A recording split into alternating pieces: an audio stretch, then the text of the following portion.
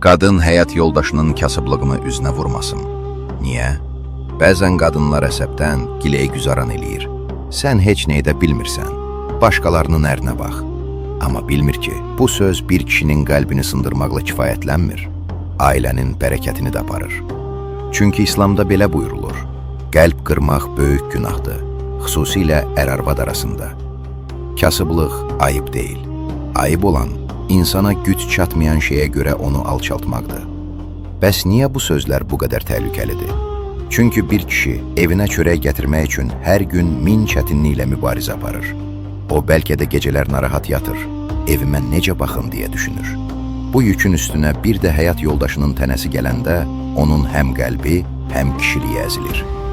Quran buyurur, gözəl söz və bağışlama, arxasınca incitmə gələn sədəqədən daha yaxşıdır. Yəni, ərini incitməklə ailəyə bərəkət gəlməz. Hər bir evin ruzisini Allah verir. Kasıblıq da, bolluq da imtihandır.